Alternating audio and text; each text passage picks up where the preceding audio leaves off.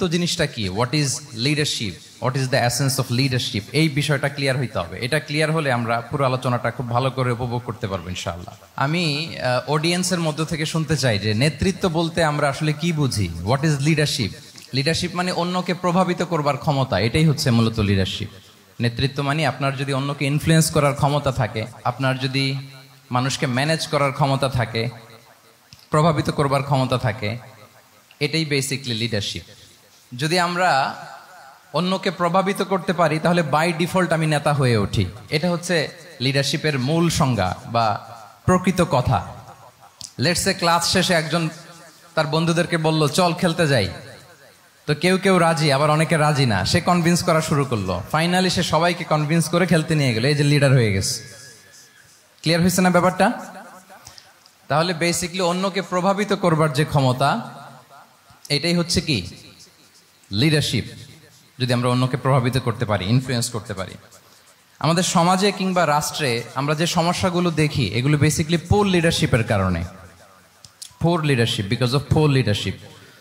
যদি যথাযোগ্য নেতৃত্ব আমরা তৈরি করতে পারতাম, যোগ্য নেতৃত্ব যদি আমরা হাজির করতে পারতাম, তাহলে এই সমস্যাগুলো থাকতো না।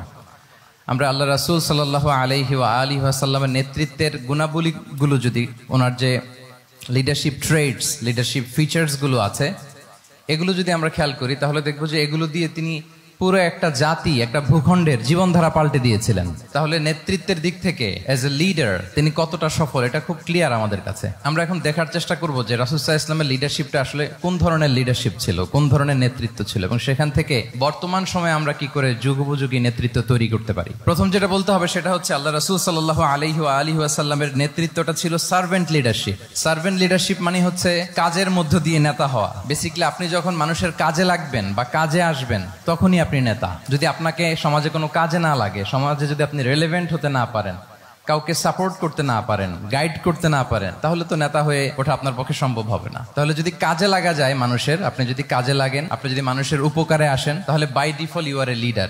If you are society oriented, if you are people oriented, if you are service oriented, by default you are a leader. আমরা যদি আল্লাহ রাসূল সাল্লাল্লাহু আলাইহি ওয়া আলিহি ওয়াসাল্লামের জীবনের দিকে একটু খেয়াল করি, তাহলে দেখবো যে নবী হওয়ার আগেও কিন্তু আল্লাহ রাসূল সাল্লাল্লাহু আলাইহি ওয়াসাল্লামের এই ক্যারেক্টারিস্টিক্স গুলো ছিল, এই ফিচার গুলো ছিল। উনি মানুষের অনেক কাজে এসেছেন, তিনি মানুষকে সাপোর্ট করতেন, বিপদে তাদের পাশে দাঁড়াতেন, তাই না? তিনি তো অফিসিয়ালি 40 বছর বয়সে নবী হলেন, যদিও আল্লাহর এলেমে তিনি অনেক আগে থেকেই নবী।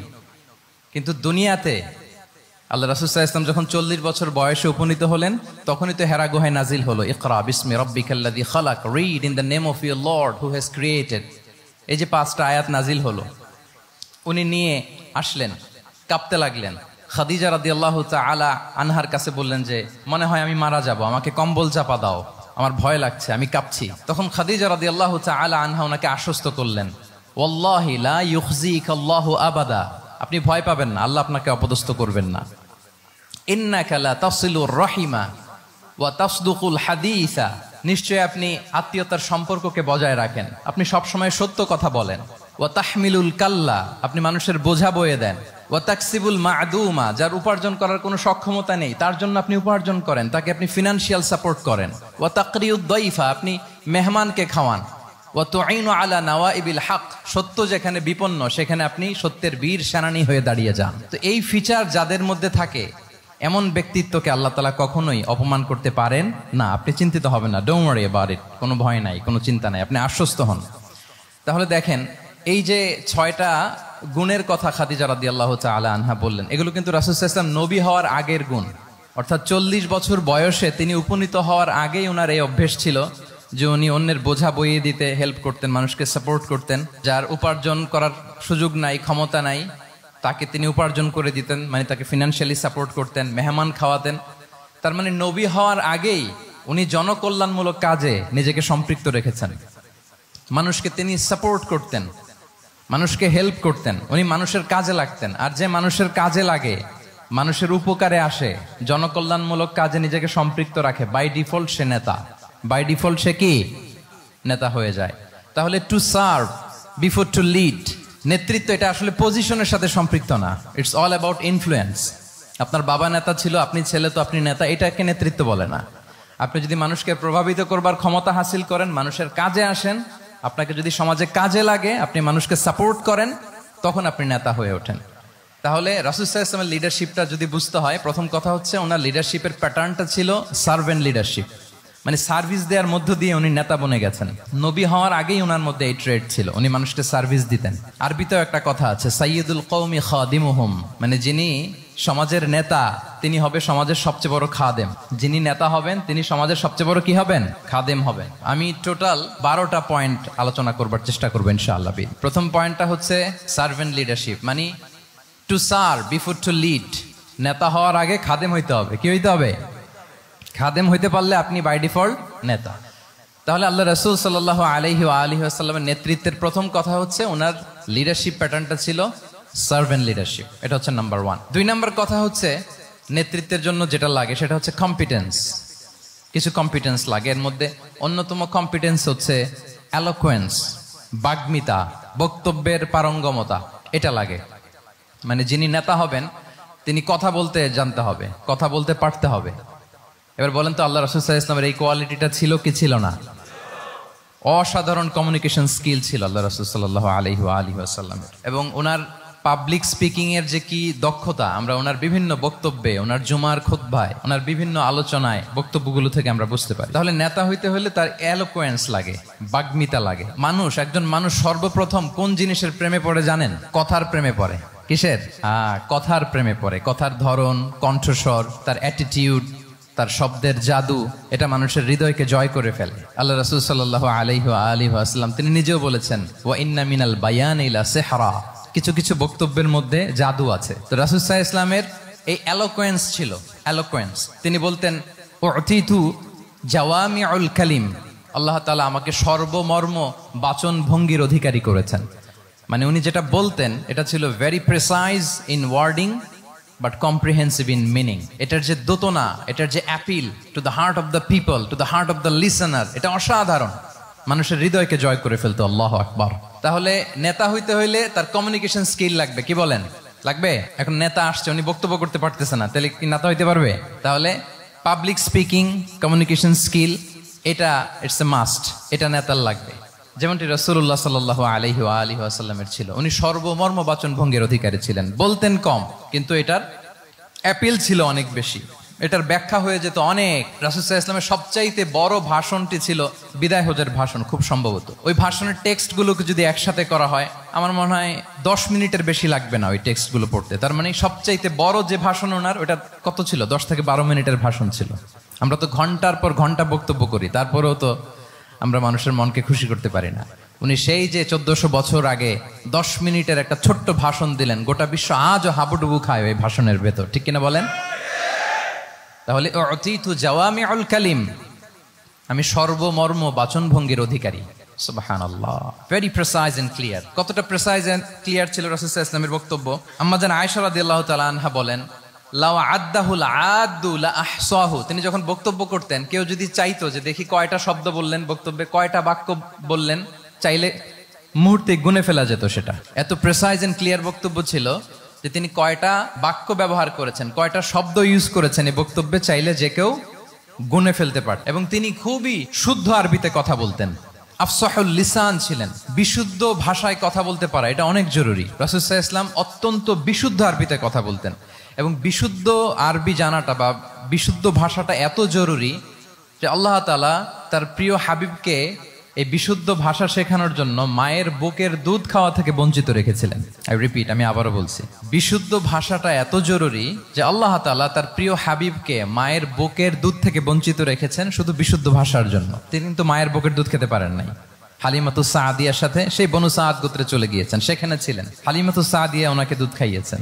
এরপরে যখন মরুভূমির চমৎকার পরিবেশে একেবারে বিশুদ্ধ আরবি তিনি শিখেছেন, আবার শিশু মুহাম্মদ সাল্লাল্লাহু আলাইহি ওয়াসাল্লামকে তিনি তার মায়ের কাছে ফিরিয়ে দিয়েছেন। তাহলে চিন্তা করে দেখেন যে বিশুদ্ধ ভাষার জন্য মায়ের বুকের দুধকে স্যাক্রিফাইস করা হয়েছে। আল্লাহু আকবার। তাহলে আম্মা জান আয়েশা রাদিয়াল্লাহু তাআলা আনহা বলতেন, লাউ আদ্দাহুল আদ্দু লা আহসাহু, চাইলে যে কেউ গুনতে পারতো যে তিনি প্রিয় নবীজি কয়টা বাক্য বললেন, কয়টা শব্দ, এত প্রেসাইজ এন্ড ক্লিয়ার ছিল। অন্য বর্ণনায় এসেছে, কানা ইয়াতাকাল্লামু বিকালামিন বাইনাহু ফাসলুন, তিনি এমন ভাবে কথা বলতেন, কথার মাঝখানে মাঝখানে পজ দিতেন। কি দিতেন? পজ দিতেন, মানে একটু থামতেন যাতে করে শ্রোতারা বুঝতে পারে। ইয়াতাকাল্লামু বিকালামিন বাইনাহু ফাসলুন, বলতে বলতে মাঝে মাঝে একটা পজ দিতেন যাতে সবাই বুঝতে পারে। ইয়াহফাযুহু মান জালাসা ইলাই, আশেপাশে যারা বুঝতো তারা বসতো, তারা সহজে এটা মুখস্থ করে ফেলতে পারে। পজ দিয়ে দিয়ে থেমে থেমে এত চমৎকার করে ওনার প্রেজেন্টেশন ছিল, বক্তব্য মালাগুলো ছিল, ফলে যারা শুনতেছে ইজিলি মুখস্থ করে ফেলতে পারত। এবং গুরুত্বপূর্ণ কথা তিনি এমফাসাইজ করতেন, 3 বার বলতেন। একবার তিনি বলতেছেন আত্তাকওয়া হা হুনা হা হুনা হা হুনা ওয়া ইউশিরু ইলা সাদরিহি সালাসা মাররাত। তাকওয়াকে তিনি এখানে রেফার করেছেন। আমরা তো মনে করি তাকওয়া সব ঢুকে গেছে এখানে, তাকওয়া ঢুকে গেছে টুপিতে, তাকওয়া ঢুকে গেছে জামাতে, এগুলো তাকওয়ার একটা নমুনা। কিন্তু আল্লাহ রাসূল সাল্লাল্লাহু আলাইহি ওয়াসাল্লাম বলেছেন তাকওয়া এখানে এখানে এখানে, এভাবে 3 বার তিনি ইঙ্গিত করেছেন। গুরুত্বপূর্ণ কথাকে তিনি এভাবে এমফাসাইজ করতেন। মাঝে মাঝে এমন আবেগঘন বক্তব্য উপস্থাপন করতেন সাহাবারা অশ্রুসিক্ত হতো। ওয়াজিলাত মিনহাল কুলুব যারাফাত মিনহাল উয়ুন, সাহাবারা বলতেন যে আমরা অশ্রুসিক্ত হতাম, আমাদের হৃদয় বিগলিত হতো। এত চমৎকার মর্মস্পর্শী বক্তব্য তিনি করতেন। এটা প্রেক্ষাপটের আলোকে। আবার যুদ্ধের ময়দানে যখন কমান্ড করতেন তখন আলা সাউতু ওয়াশতাদ্দা গদাবু, তিনি রেগে যেতেন, উঁচু কণ্ঠে তিনি কথা বলতেন, মনে হচ্ছে একজন সেনাবাহিনীর কমান্ডার তার ব্যাটালিয়নকে কমান্ড করছেন। আল্লাহু আকবার। তাহলে বক্তব্যের যত দিক হতে পারে, স্লো মোশনে তেজস্বী বক্তব্য, খুব জ্বালাময়ী বক্তব্য, আবার মর্মস্পর্শী বক্তব্য, সব ধরনের বক্তব্য তিনি করতেন। সুবহানাল্লাহ। তাহলে এলোকোয়েন্স, 2 নাম্বার হচ্ছে এলোকোয়েন্স। কম্পিটেন্সের খুব গুরুত্বপূর্ণ একটা অংশ হচ্ছে এলোকোয়েন্স, বাগ্মিতা। এটা একজন নেতার থাকা চাই। কি বলেন? একজন নেতার এরকম বক্তব্য দিতে জানতে হবে না? আল্লাহ রাসূল সাল্লাল্লাহু আলাইহি ওয়া আলিহি ওয়াসাল্লাম তিনি ঠিক এইভাবে বক্তব্য করতেন। মাঝে মাঝে তিনি ইমোশনাল ইন্টেলিজেন্স ইউজ করতেন, মানে আবেগ অনুভূতিকে নাড়িয়ে দিয়ে শ্রোতাকে প্রভাবিত করে ফেলা। স্পিরিচুয়াল ইন্টেলিজেন্স বা ইমোশনাল ইন্টেলিজেন্স তিনি বক্তব্যের মধ্যে ব্যবহার করতেন। এমনভাবে তিনি নাসিহাত করতেন, এমনভাবে কথা বলতেন, মানুষের আবেগ অনুভূতিকে তিনি নাড়িয়ে দিতেন। আল্লাহু আকবার। ছোট্ট একটা উদাহরণ এখানে আমি হাজির করি। আপনারা হুনাইনের যুদ্ধের কথা নিশ্চয়ই শুনেছেন। কত হিজরিতে হয়েছিল? 8ম হিজরি। তার মানে মক্কা বিজয়ের ইমিডিয়েট পরেই, কয়েক সপ্তাহ পরেই তো হুনাইনের যুদ্ধ হয়েছিল। তো এই হুনাইনের যুদ্ধে অনেক ওয়ার বুটিজ মুসলমানদের করতলগত হয়েছিল, মানে অনেক গানিমাত, অনেক সম্পদ ওনারা যুদ্ধ শেষে যুদ্ধলব্ধ সম্পদ হিসেবে পেয়েছিলেন। 24,000 উট, প্রায় 40,000 ভেড়া, এত পরিমাণ গানিমত যখন রাসূল সাল্লাল্লাহু আলাইহি ওয়াসাল্লাম পেলেন, তিনি এগুলো বন্টন করতে শুরু করলেন। কিন্তু রাসূল সাল্লাল্লাহু আলাইহি ওয়াসাল্লাম তিনি বন্টন করতে যে আনসারী সাহাবীদেরকে, অর্থাৎ মদিনার যে সাহাবারা, তাদেরকে কিছুই দিলেন না, বরং তিনি মক্কার সাহাবাদেরকে দিলেন, অন্যান্য গোত্রের লোকদেরকে দিলেন, আশেপাশের সবাইকে দিলেন, কিন্তু দিলেন না কাদেরকে? আনসারী সাহাবীদেরকে। ফলে এত বিশাল ওয়ার বুটিজ, এর মধ্যে থেকে কিছুই আনসারীরা পেল না। ওনাদের মধ্যে ক্ষোভের জন্ম নিল। ক্ষোভ থেকে ওনারা সমালোচনা করতে আরম্ভ করলেন আল্লাহ রাসূল সাল্লাল্লাহু আলাইহি ওয়াসাল্লামের। এবং সমালোচনা করতে করতে এটা এমন পর্যায়ে চলে গেল, এক পর্যায়ে তারা বলতে আরম্ভ করলো যে আমরা ওনার জন্য জান দিলাম, জীবন দিলাম, আজকে উনি এত সম্পদ পেয়ে সব নিজ এলাকার লোকদের মাঝে বন্টন করে দিল, এটা কি ঠিক করলো উনি? আল্লাহর নবীকে ক্ষমা করুক। মানে কেমন যেন রাসূল একটা ভুল করে ফেলছেন, রাসূল সাল্লাল্লাহু আলাইহি ওয়াসাল্লাম ওনাদেরকে দিতে বাধ্য ছিলেন, এটা যেহেতু দেন নাই, আল্লাহ তার রাসূলকে ক্ষমা করুক, এরকম একটা কথা তারা বলে ফেললেন। এটা তো অনেক বড় কথা। আল্লাহ রাসূল সাল্লাল্লাহু আলাইহি ওয়া আলিহি ওয়াসাল্লাম যখন এই কথা শুনলেন, তখন তিনি আনসারী সাহাবীদেরকে জড়ো করে একটা গেট টুগেদার করে এমন ইমোশনালি ওনাদেরকে কাবু করলেন, ইমোশনাল ইন্টেলিজেন্স ইউজ করলেন। এখানে তারা এসেছিল ক্ষোভ নিয়ে, অসন্তোষ নিয়ে, পরে সবাই কান্না করে রাসূল সাল্লাল্লাহু আলাইহি ওয়াসাল্লামের কাছে ক্ষমা চেয়ে সেই মজলিস থেকে উঠতে বাধ্য হয়েছে। তিনি সবাইকে ডেকে বললেন, ইয়া মা'আশারাল আনসার আলাম আতিকুম দুল্লালান ফাহাদাকুমুল্লাহ ওয়া আলাতান ফাআগনাকুমুল্লাহ ওয়া আ'দাআন ফাআল্লাফাল্লাহু বাইনা কুলুবিকুম। চমৎকার চমৎকার এক্সপ্রেশন, যে ওহে আনসাররা, আমি কি তোমাদেরকে পথভ্রষ্ট পাইনি, পথহারা পাইনি? আমার ওসিলায় তোমরা হেদায়েতের দেখা পেয়েছো। আমি কি তোমাদেরকে নিঃস্ব পাইনি? আমার ওসিলায় তোমরা সমৃদ্ধ হয়েছো, সম্পদশালী হয়েছো। আমি কি তোমাদেরকে যুদ্ধরত অবস্থায় পাইনি? আউস খাজরাজ তোমরা তো ফাইট করতেছিলে ইচ আদার, আমি যে তোমাদের মধ্যে সম্প্রীতি আর ভালোবাসার মেলবন্ধনে তোমাদেরকে একত্রিত করে দিলাম। আওয়াজাতুম ফি আনফুসিকুম ফি লুআআতিম মিনাদ দুনিয়া, আর দুনিয়ার সামান্য কিছু জিনিসের কারণে তোমরা মনে কষ্ট পাচ্ছ, যেটা দিয়ে আমি কিছু মুসলিমদের হৃদয়কে আকৃষ্ট করছিলাম। তাআল্লাফতু বিহা কওমান লিউসলিমু ওয়া ওয়াকালতুকুম ইলা ইসলামিকুম, আমি কিছু মুসলিমদেরকে এগুলো দিয়ে তাদের হৃদয়টাকে ইসলামের প্রতি আরো অ্যাট্রাক্টেড করতেছিলাম, আর তোমাদেরকে তোমাদের ইসলামের উপরই আমি ছেড়ে দিয়েছি। আমি জানি আমার আনসাররা, তাদের হৃদয়ে যে ইসলাম আছে এটাই তাদের জন্য যথেষ্ট। আমা তারদাউনা আইয়াযহাবান নাসু বিশ-শাতি ওয়াল বাঈর وَتَرْجِعُونَ بِرَسُولِ اللَّهِ فِي رِحَالِكُمْ. Won't you be happy that people go back to their country with sheep and camel, and you go back to your country with Rasulullah? Allahu Akbar. তোমরা কি এতে খুশি হবে না মানুষ উট আর ভেড়া নিয়ে তাদের এলাকায় ফিরবে, আর তোমরা আল্লাহর রাসূলকে নিয়ে তোমাদের এলাকায় ফিরবে? এরকম একটার পর একটা ইমোশনালি রাসূল সাল্লাল্লাহু আলাইহি ওয়াসাল্লাম যখন আনসার সাহাবীদেরকে কাবু করতে লাগলেন, ওনারা এমন ভাবে কান্নার রোল জুড়ে দিল, এমন ভাবে অনুতপ্ত হলো, কাঁদতে শুরু করলো। পরে এরা বলতে আরম্ভ করলো, আমি তো 2-1 বাক্য বললাম, লম্বা চূড়া মন মাতানো বক্তব্য, হৃদয় স্পর্শী বক্তব্য। তারা বললো, ইয়া রাসূলুল্লাহ, আমরা শুধু আপনাকে পেয়েই খুশি। রাসূল সাল্লাল্লাহু আলাইহি ওয়াসাল্লাম বলেন, গোটা বিশ্বের মানুষ যদি এই পথ ধরে আর আনসারীরা যদি এই পথ ধরে, আমি এই পথ ছেড়ে দিয়ে আনসারীদের পথে হাঁটবো। আল্লাহ তুমি আনসারদের ক্ষমা করো, তাদের সন্তানদের ক্ষমা করো, তাদের নাতিদেরকে ক্ষমা করো। এভাবে মর্মস্পর্শী বক্তব্য যখন ইমোশনাল ইন্টেলিজেন্স দিয়ে যখন রাসূল সাল্লাল্লাহু আলাইহি ওয়াসাল্লাম বললেন, সব আনসারী সাহাবারা কাঁদতে আরম্ভ করলেন। সবাই ফাবাকাল কওমু হাত্তা আখদালু লুহাহুম, তাদের প্রত্যেকের দাড়ি ভিজে গেল, এমন কান্না জুড়ে দিল। আল্লাহু আকবার। তাহলে এটা ছিল রাসূল সাল্লাল্লাহু আলাইহি ওয়াসাল্লামের বক্তব্যের মাধ্যমে শ্রোতাদের মাঝখানে প্রভাব সৃষ্টি করার ক্ষমতা। চিন্তা করতে পারেন, হৃদয় কেঁপে ওঠে না এই কথা শুনলে? Won't you be happy? People go back to their home with sheep and camel and you take the messenger of Allah with you. মানুষ ছাগল ভেড়া নিয়ে ফিরতেছে, তোমরা তো আল্লাহর নবীকে নিয়ে ঘরে ফিরতেছো। আল্লাহু আকবার। তাহলে এই কম্পিটেন্সটা লাগে একজন নেতার, তিনি এরকম মর্মস্পর্শী বক্তব্য দিতে জানতে হবে। 3 নাম্বার হচ্ছে কম্পেশন, মানে সফট হার্টেড, দয়াদ্র হৃদয় হতে হবে। আপনি মানুষের দুঃখ যদি আপনাকে কাঁদায় তবেই আপনি নেতা।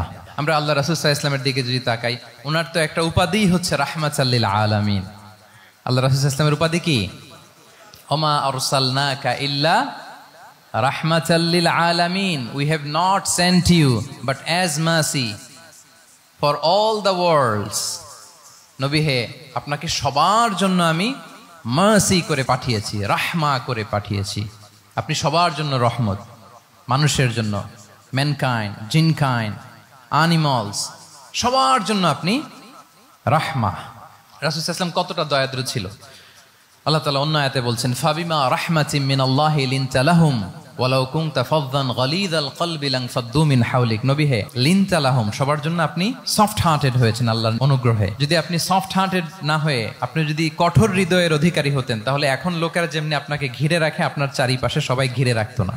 আল্লাহু আকবার। সাহাবারা সব সময় রাসূল সাল্লাল্লাহু আলাইহি ওয়াসাল্লামের সঙ্গ পেতে চাইতো, অ্যাকম্পানি চাইতো, ঘিরে রাখ। এমনকি অনেক সাহাবী ঘরে ভালো না লাগলে রাসূল সাল্লাল্লাহু আলাইহি ওয়াসাল্লামের কাছে চলে আসতো। এমনকি অনেক সাহাবী বলতেন যে আমার পেটে ক্ষুধা লাগলেই আমি রাসূলের কাছে যেতাম, কারণ রাসূলের চেহারা দেখলে আমার পেটের ক্ষুধা উধাও হয়ে যেত। ফাবিমা রাহমাতিম মিনাল্লাহি লিনতা লাহুম। নবী হে, আল্লাহর অনুগ্রহে আপনি কোমলভাষী হয়েছেন। কোমল হৃদয়ের হওয়া, সফট হার্টেড হওয়া, দয়াদ্র চিত্তের হওয়া, এটা অন্যতম একটা লিডারশিপ ট্রেট। এত দয়াদ্র ছিলেন, আল্লাহ তাআলা বলছেন, ফালাআল্লাকা বাখিউন নাফসাকা আলা আসারিহিম ইল্লাম ইউমিনু বিহাযাল হাদীসি আসাফা। রাসূল সাল্লাল্লাহু আলাইহি ওয়াসাল্লাম বারবার মক্কার কুরাইশদের কাছে যেত, বারবার কাফিরদের কাছে যেত, যেন তারা ঈমান আনে, যেন তারা খারাপ রাস্তা ছেড়ে দিয়ে ভালো রাস্তায় আসে। বারবার চিন্তা করতো যে ইস, কেন তারা লা ইলাহা পড়ে না, কেন তারা সত্যের পথে ফিরে আসে না। হায় রে, একটুর জন্য তো তারা সামান্য আমার কথাটা শুনলেই তো বেঁচে যেত, ইস একটু আমার কথা মানলেই তো জাহান্নাম থেকে বেঁচে যেত। এরকম অস্থির হয়ে তাদের পেছনে ছুটতেন। আল্লাহ তাআলা বলেছেন, নবী হে, আপনি ওদের পেছনে ছুটতে ছুটতে আপনি তো নিজেকেই শেষ করে দিবেন। বাখিউন নাফসাক, আপনি তো নিজের দিকে খেয়াল করছেন না, নিজের শরীরের দিকে খেয়াল করছেন না, নিজের স্বাস্থ্যের দিকে, সময়ের দিকে। আপনি পাগল পাড়া হয়ে তাদেরকে বাঁচানোর জন্য ছুটছেন।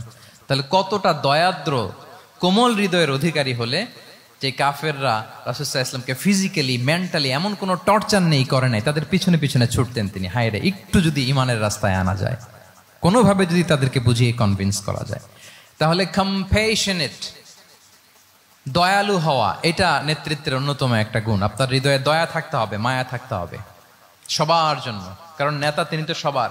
লেটস সে বাংলাদেশের যিনি প্রধানমন্ত্রী হবেন, আরো রেলেভেন্ট হয়ে যাচ্ছে এখন কথা, সামনে তো নির্বাচন আসতেছে, সো কেউ না কেউ তো প্রধানমন্ত্রী হবে। তো উনি যখন প্রধানমন্ত্রী হবে ধরেন, উনি কি শুধু ওনার দলের প্রধানমন্ত্রী হবেন? তাহলে উনি 18 কোটি মানুষের প্রধানমন্ত্রী হবেন, ঠিক কিনা বলেন? তাহলে সবার জন্য ওনার হৃদয়ে দয়া, ভালোবাসা, এটা থাকার দরকার আছে না নাই? তিনি সবার প্রতি কোমল হৃদয়ের হইতে হবে, দয়াদ্র হইতে হবে। প্রধানমন্ত্রী উনি শুধু নিজ দলের প্রধানমন্ত্রী নন, 18 কোটি মানুষের প্রধানমন্ত্রী। তাহলে সফট হার্টেড হইতে হবে। রাসূল সাল্লাল্লাহু আলাইহি ওয়াসাল্লামের মধ্যে এটা ছিল। সবসময় তিনি মাজলুমদের পাশে থাকতেন। আপনারা হিলফুল ফুজুলের কথা জানেন। ওনার বয়স যখন 35, ইয়ামানের এক ব্যবসায়ী আসছিল মক্কায় ব্যবসা করতে, পণ্য বিক্রির পরে আস ইবনে ওয়াইল নামে এক দুষ্ট জালেম, সে পণ্য নিয়ে বলে আমরা এই এলাকার লোক, আমরা দাম দিব না, কি করতে পারো করো। এই লোক কান্না জুড়ে দিল। তার কান্না দেখে রাসূল সাল্লাল্লাহু আলাইহি ওয়াসাল্লামের হৃদয়ে দয়া হলো। তিনি ওনার চাচা জুবাইর ইবনে আব্দুল মুত্তালিব সহ ওনার মতো যারা ইয়াং স্টার আছে সবাইকে নিয়ে একটা সংঘ করলেন। এটাই তো হালাফুল ফুদুল, মূলত নাম হচ্ছে হালাফুল মুত্তাইয়িবিন।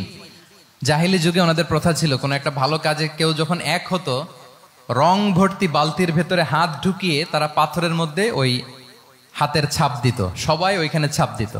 ফলে কাইন্ড অফ কভেনেন্ট, এটা একটা চুক্তির মতো যে আমরা চুক্তিবদ্ধ হলাম, এগ্রিমেন্ট করলাম যে আমরা সবাই এক। তো রাসূল সাল্লাল্লাহু আলাইহি ওয়াসাল্লাম ওনার মতো ইয়াংস্টারদেরকে নিয়ে এই হালাফুল মুত্তাইয়িবিন বা হালাফুল ফুদুল করেছেন। এবং এটার মূল কথা ছিল, মূল স্লোগান ছিল নাহনু মাআল মাজলুম দিদ্দা যালিম, আমরা সবসময় মাজলুমের পক্ষে থাকবো, জালিমের বিপক্ষে। এটা ছিল হিলফুল ফুজুলের কি মূল শিক্ষা। এভাবে সব সময় তিনি মাজলুমদের সাথে ছিলেন। শ্রমিক সাহাবীদেরকে বড্ড ভালোবাসতেন, শ্রমজীবীদেরকে বড্ড ভালোবাসতেন। এমনকি বিদায় হজের মতো এরকম গুরুত্বপূর্ণ ভাষণও শ্রমজীবীদের কথা বাদ যায়নি, গরিবদের কথা বাদ যায়নি। আরিকাকুম আতঈমুহুম মিম্মা তাআকুলুন ওয়ালবাসুহুম মিম্মা তালবাসুন। খবরদার, সেদিনও বলেছিলেন সেই বিদায় হজের ভাষণে, তোমরা তোমাদের শ্রমজীবী লোকদের কথা ভুলে যেও না, তোমাদের স্টাফদের কথা, তোমাদের দাস দাসীদের কথা। তোমরা যা খাবে সেখান থেকে তাদেরও খাওয়াবে, তোমরা যে পোশাক পরবে সেখান থেকে তাদেরও পোশাকের ব্যবস্থা করবে। আল্লাহু আকবার। তাহলে রাহমাতাল লিল আলামিন, তিনি ছিলেন কম্পেশনের, দয়ালু হৃদয়ের অধিকারী। 4 নম্বরে হচ্ছে ইন্টিগ্রিটি। ইন্টিগ্রিটি মানে সততা, নৈতিকতা থাকতে হবে। এটা অন্যতম একটা লিডারশিপ ট্রেট। এটার বড় ক্রাইসিস এখন ইন্টিগ্রিটির। রাসূল সাল্লাল্লাহু আলাইহি ওয়াসাল্লামের লিডারশিপটা ছিল এথিক্যাল লিডারশিপ, কিন্তু এইটার অনেক বড় ক্রাইসিস আমাদের সমাজে, আমাদের নেতৃত্বের মাঝে। কি বলেন? নৈতিকতার ঘাটতি আছে না? নৈতিকতা বিবর্জিত নেতৃত্ব, এটা দিয়ে কিছুই হয় না। একটা জাতির ধ্বংসের জন্য নৈতিকতা বিবর্জিত নেতৃত্বই যথেষ্ট। এজন্য নৈতিকতা লাগবে, ইন্টিগ্রিটি, সততা। আমরা যদি আল্লাহ রাসূল সাল্লাল্লাহু আলাইহি ওয়াসাল্লামের নেতৃত্বের দিকে তাকাই, ওনার সততা, ওনার সত্যবাদিতা, ওনার আমানতদারিতা নিয়ে যদি আমরা একটু সিরাতের পরতে পরতে খেয়াল করি, এমনকি নবী হওয়ার আগে যদি খেয়াল করি, তাহলে দেখব যে মক্কার লোকেরা আল্লাহ রাসূল সাল্লাল্লাহু আলাইহি ওয়াসাল্লামকে আস-সাদিক, আল আমিন উপাধিতে ভূষিত করেছেন। সুবহানাল্লাহ, মানে সত্যবাদী, ট্রুথফুল এন্ড ট্রাস্টওয়ার্দি। স্বয়ং মক্কার লোকেরা, মক্কার মুশরিকরা রাসূল সাল্লাল্লাহু আলাইহি ওয়াসাল্লামকে উপাধি দিয়েছিলেন আল আমিন। কি উপাধি দিয়েছিলেন? আল আমিন। তার মানে কখনো মিথ্যা বলেননি, কখনো আমানতের খেয়ানত করেননি। যখন আয়াত নাজিল হলো ওয়া আনজির আশিরাতাকাল আকরাবিন, হে নবী আপনি আপনার নিকট আত্মীয়দেরকে সতর্ক করুন জাহান্নামের আযাবের, তিনি সাফা পাহাড়ের চূড়ায় উঠে গেলেন, ডাকতে আরম্ভ করলেন, ও মক্কার লোকেরা, ও আমার আত্মীয়রা, আমি যদি বলি এই পাহাড়ের পেছনে একদল ঘোড় সাওয়ার সশস্ত্র ব্যাটালিয়ন তোমাদেরকে এখনই অ্যাটাক করবে, তোমরা কি বিশ্বাস করবে? আকুনতুম মুসাদ্দিকিয়া, আমার কথা বিশ্বাস করবে? মক্কাবাসী এক বাক্যে কি বলেছিল জানেন? তারা বলেছিল নাম, অবশ্যই বিশ্বাস করবে। কেন বিশ্বাস করবে? বলে যে মা জাররাবনা আলাইকা ইল্লা সিদকা, we have never ever experienced a single lie from you in our life. আমরা জীবনে কোনোদিন তোমার মিথ্যা বলতে শুনি নাই। আল্লাহু আকবার। কি নিঃসংকোচ স্বীকৃতি এলাকার লোকদের। এইটা আমাদের সমাজে অনেক বড় ক্রাইসিস, আমানতদারিতা, ট্রাস্টওয়ার্দিনেস। সো এখান থেকে আমাদের শিখতে হবে, অনেক কিছু রিভাইজ করতে হবে আমাদেরকে। এই যে নতুন বাংলাদেশের চমৎকার সময় এসেছে, আর 54 বছরও হয়তো আমরা এই সুযোগ পাবো না। এজন্য আমাদেরকে শিখতে হবে রাসূল সাল্লাল্লাহু আলাইহি ওয়াসাল্লামের যে ইন্টিগ্রিটি, ওনার যে ট্রাস্টওয়ার্দিনেস, এই আমানতদারিতা থেকে আমাদেরকে শিখতে হবে। তাহলে নেতাকে আস্থার জায়গা তৈরি করে নিতে হয়। রাসূল সাল্লাল্লাহু আলাইহি ওয়াসাল্লাম এটা ধীরে ধীরে তৈরি করেছেন। আপনারা জানেন যে উনি নবুয়তের আগে পার্টনারশিপে বিজনেস করতেন খাদিজা রাদিয়াল্লাহু তাআলা আনহার সাথে, মানে খাদিজা রাদিয়াল্লাহু তাআলা আনহার ইনভেস্টমেন্ট আর উনি শ্রম দিতেন। তো উনি সিরিয়াতে গিয়েছেন পণ্য নিয়ে, মালামাল নিয়ে। ওনার ব্যবসা বাণিজ্যের ধরন কেমন এটা দেখবার জন্য খাদিজা রাদিয়াল্লাহু তাআলা আনহা ওনার এক বান্ধবীকে পাঠিয়েছিলেন ওই ক্যারাভ্যানে, ওই কাফেলায়। নাম ছিল মাইসারা। তো মাইসারাকে বলেছে, মাইসারা তুমি দেখবা যে টাকা পয়সা আবার উল্টাপাল্টা করে কিনা, ঠিকঠাক মতো ব্যবসা করে কিনা, আমার huge investment, on behalf of me তুমি এই ক্যারাভ্যানে থাকবে আর দেখবে যে মোহাম্মদ ঠিকঠাক বিজনেসটা করে কিনা। আল্লাহু আকবার। মাইসারা এই সফর শেষে এসে খাদিজা রাদিয়াল্লাহু তাআলা আনহার কাছে এমন পজিটিভ রিভিউ দিয়েছে, এই রিভিউ শুনেই খাদিজা রাদিয়াল্লাহু তাআলা আনহা বিষ্ণু ইসলামকে বিয়ে করার জন্য রাজি হয়ে গেছেন। আলহামদুলিল্লাহ। মাইসারা এসে রিভিউ দিতে লাগলো যে মোহাম্মদ সে সবার চেয়ে আলাদা সাল্লাল্লাহু আলাইহি ওয়াসাল্লাম। তার ওঠা বসা, তার চলন বলন, তার কথন, তার ডিলিংস, তার লেনদেন সব আলাদা, অসাধারণ তিনি। মাইসারার রিভিউ শুনে আল্লাহু আকবার, খাদিজা রাদিয়াল্লাহু তাআলা আনহা তিনি অবাক হয়ে গেলেন এবং তিনি বিয়ের প্রস্তাব পাঠালেন। রাসূল সাল্লাল্লাহু আলাইহি ওয়াসাল্লামের এই আমানতদারিতায় মুগ্ধ হয়ে কি করলেন? বিয়ের প্রস্তাব পাঠালেন। তাহলে কি পরিমাণে ট্রাস্টওয়ার্দিনেস ওনার ছিল। আরো মজার ব্যাপার হচ্ছে মক্কার কুরাইশরা, মক্কার লোকেরা রাসূল সাল্লাল্লাহু আলাইহি ওয়াসাল্লামের কাছে এসে আমানতের সম্পদ গচ্ছিত রাখতো। আবু জাহেলের কাছে রাখতো না, উতবা, শাইবা, ওয়ালিদ ইবনে মুগিরা কারো কাছে রাখতো না। খেয়াল করে দেখেন, দল করে আবু জাহেলের, দল করে কার?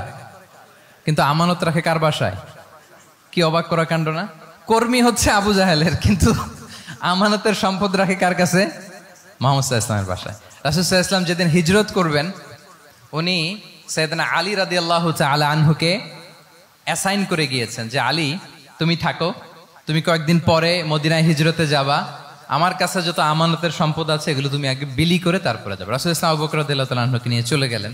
আলী রাদিয়াল্লাহু তাআলা আনহুর টানা 3 দিন লেগেছে যে ডেপোজিটগুলো রাসূল সাল্লাল্লাহু আলাইহি ওয়াসাল্লামের কাছে ছিল, আমানতের যেই জিনিসগুলো ছিল এগুলো বন্টন করতে সাইয়েদনা আলী রাদিয়াল্লাহু তাআলা আনহু 3 দিন সময় নিয়েছেন। 3 দিন, এত পরিমাণ আমানতের সম্পদ রাসূল সাল্লাল্লাহু আলাইহি ওয়াসাল্লামের কাছে ছিল। আল্লাহু আকবার। তাহলে এই আমানতদারিতা, সততা, অনেস্টি, ট্রাস্টওয়ার্দিনেস এটা অনেক জরুরি নেতৃত্বের জন্য। নেতা হতে চাইলে তাকে আমানতদার হইতে হবে। যদি একজন ট্রু লিডার কেউ হতে চায় তার মধ্যে আমানতদারিতা চাই। কি চাই? আমানতদার। তাহলে ইন্টিগ্রিটি। 5 নম্বরে হচ্ছে গুড ইন্টারাকশন উইথ ফলোয়ার্স। নেতার তার ফলোয়ারের সাথে কি লাগবে?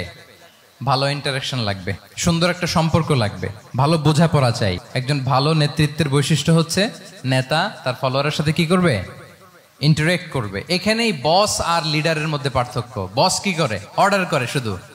বসের কাজ হচ্ছে এই ডুজ এন্ড ডোন্টস বলে দেয়, এইটা করা যাবে ওইটা করা যাবে, মানে অর্ডার করে, ডিরেক্ট করে। কিন্তু লিডার কি করে? গাইড করে, মেন্টরিং করে, ইন্সপায়ার করে, মোটিভেট করে। So here is the difference between leader and boss. তাহলে বসই হওয়া যাবে না। নেতা হইতে চাইলে বসই হওয়া যাবে না। You have to interact with your followers. আপনার ফলোয়ারের সাথে ইন্টারাকশন লাগবে, তবেই আপনি নেতা। আমরা দেখি রাসূল সাল্লাল্লাহু আলাইহি ওয়াসাল্লামের কেমন ইন্টারাকশন ছিল। রাসূল সাল্লাল্লাহু আলাইহি ওয়াসাল্লাম যে কোনো বড় ডিসিশনে সাহাবাদের সাথে কনসালটেশন করতেন, পরামর্শ করতেন, তারপরে সিদ্ধান্ত নিতেন। ওয়াশাবিরহুম ফিল আমর, এই আয়াতের ভিত্তিতে তিনি সবার সাথে কি করে নিতেন? সাহাবাদের সাথে পরামর্শ করে নিতেন। আপনারা দ্বিতীয় হিজরির যে বদরের যুদ্ধের কথা জানেন, বদরের প্রান্তরটা মদিনা থেকে প্রায় 130 কিলো দক্ষিণ পশ্চিমে। তো ওখানে গেলেন মদিনা থেকে। তিনি যাওয়ার পরে এক জায়গায় তিনি সেনা ক্যাম্প স্থাপন করলেন। স্থাপন করার পরে হাব্বাব ইবনুল মুনজির রাদিয়াল্লাহু তাআলা আনহু তিনি জিজ্ঞেস করলেন, ইয়া রাসূলুল্লাহ, এই যে আপনি এই জায়গায় বদরের প্রান্তরে সেনা শিবির স্থাপন করলেন, সেনা ক্যাম্প স্থাপন করলেন, এটা কি আল্লাহর দেখিয়ে দেয়া কোনো জায়গা নাকি আপনার ইচ্ছায়? তিনি বললেন, আমানজিলান আনসালাকাল্লাহু লাইসা লানা আন নাতাকদ্দামাহু ওয়ালা নাতাআখারা আনহু। এটা কি একেবারে ফিক্সড আল্লাহর পক্ষ থেকে ওহী যে এখানেই শিবির স্থাপন করতে হবে, নাকি আমহুয়া রায়ু ওয়াল হারবু ওয়াল মাকিদা, নাকি এটা যুদ্ধের কৌশল হিসেবে আপনি নিজ থেকে করেছেন? রাসূল সাল্লাল্লাহু আলাইহি ওয়াসাল্লাম বললেন, না, এটা কোনো ওহী না।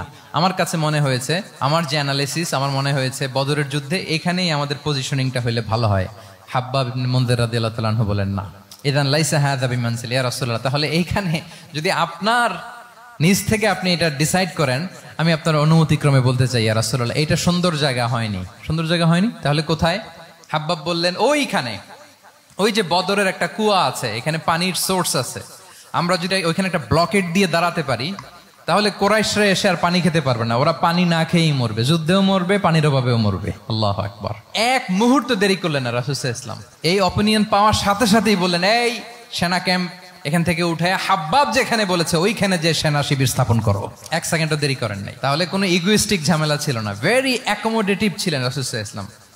আমরা অনেক সময় নতুন কোনো কথা শুনলে, কোনো রিফর্ম শুনলে, শ্রোতাদের মধ্যে থেকে কিছু একটা শুনলে আটকে উঠি, চেঞ্জ করতে চাই না, রিজিড হয়ে থাকে। এই রিজিডিটি রাসূল সাল্লাল্লাহু আলাইহি ওয়াসাল্লামের মধ্যে ছিল না। ভেরি অ্যাকোমোডেটিভ ছিলেন, ইজিলি ওপেন আপ করতে পারতেন। মুহূর্তেই বলেন, ঠিক আছে, আমি যেখানে করেছি আসলে ঠিক হয় না। হাব্বাব যেখানে বলেছে সবাই ওখানে যে সেনা ক্যাম্প স্থাপন করো। আল্লাহু আকবার। উনি চাইলে বলতে পারতেন, এই হাব্বাব, তুমি কি আমার চেয়ে বেশি বুঝো? আমি তো নবী, তুমি আমার উম্মাহ, আমার কাছে ওহী আসে। কোনো ধরনের আর্গুমেন্টে না যে সরাসরি রাসূল সাল্লাল্লাহু আলাইহি ওয়াসাল্লাম এটাকে মেনে নিলেন। আল্লাহু আকবার। তাহলে এই যে ইন্টারাকশন, দেখেন কত চমৎকার ইন্টারাকশন ছিল সাহাবীদের সাথে রাসূলুল্লাহ সাল্লাল্লাহু আলাইহি ওয়া আলিহি ওয়াসাল্লাম। তাহলে good interaction with your followers, এটা জরুরি। আমরা যদি খন্দকের ঘটনা দেখি, খন্দকের যে পরীক্ষা খনন করা হয়েছিল, এটা কিন্তু কোনো মদিনার বা মক্কার কোনো আরাবিয়ান সাহাবাদের কাছ থেকে এই পরামর্শ আসেনি। এসেছে কার কাছ থেকে? সালমান আল ফারিসি। বাড়ি কই? সেই ইরান, ইয়ামান না, ইরানে, উনি হি ওয়াজ পার্সিয়ান, উনি ইরান থেকে আসছে। তাহলে ইজিলি তিনি সাহাবীদের কাছ থেকে চমৎকার অপিনিয়ন আসলে সেটাকে পিক করতেন এবং তাদের সাথে চমৎকার ইন্টারাকশন ছিল। সাহাবীদের সাথে, ফলোয়ারদের সাথে ওনার কতটা গভীর ইন্টারাকশন ছিল, ছোট্ট একটা হাদিস বলে, হাদিসটা সহিহ মুসনাদে আহমদ ইবনে হাম্বালে এসছে, আমি এই পয়েন্টটা শেষ করছি। রাসূল সাল্লাল্লাহু আলাইহি ওয়াসাল্লামের যুগে এক সাহাবী ছিল, তার নাম ছিল জাহির ইবনে হারাম আল আশজাঈ। জাহির সাহাবীর নাম কি? সবাই বলুন, কি নাম? জাহির রাদিয়াল্লাহু তাআলা আনহু। উনি মদিনায় থাকতেন না, উনি মরুপল্লীতে থাকতেন, মানে বেদুইন ছিলেন আর। মদিনা তো শহর, সিটি, উনি সিটিতে থাকতেন না, উনি থাকতেন মরুপল্লীতে।